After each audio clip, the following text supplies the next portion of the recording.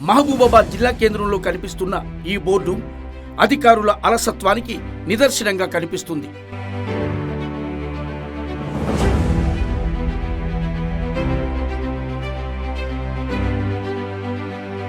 రాష్ట్రంలో ఎన్నికలు జరిగి ప్రభుత్వం మారినా కూడా ఇక్కడి అధికారులకు ఆ విషయం ఇంకా కనిపించినట్లుంది.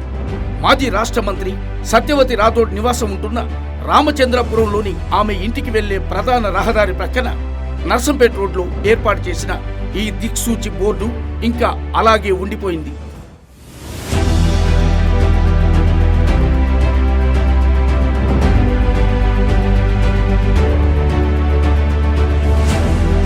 గత డిసెంబర్ 3వ తేదీన రాష్ట్రంలో గత ప్రభుత్వం పోయి కాంగ్రెస్ ప్రభుత్వం గెలిచింది. డిసెంబర్ 7వ తేదీన రాష్ట్రంలో కొత్త ప్రభుత్వం వచ్చింది.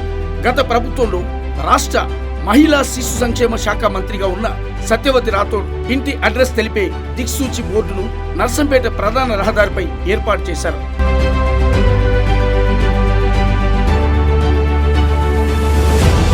కాగా కాంగ్రెస్ ప్రభుత్వం అధికారంలోకి వచ్చాక ఆ పదవిని ములుగు ఎమ్మెల్యే సీతక్కకు ఇచ్చారు. మరి ఈ బోర్డును చూస్తే ఇంకా సత్యవతి రాథోడే ఆ పదవిలో ఉన్నట్లు కనిపిస్తుంది. ఈ బోర్డును చూస్తున్న ప్రజలు అయోమయానికి గురవుతున్న ఇక్కడి అధికారులు మాత్రం ఇంకా తేరుకోకపోగా ఈ బోర్డును తొలగించడం లేదు.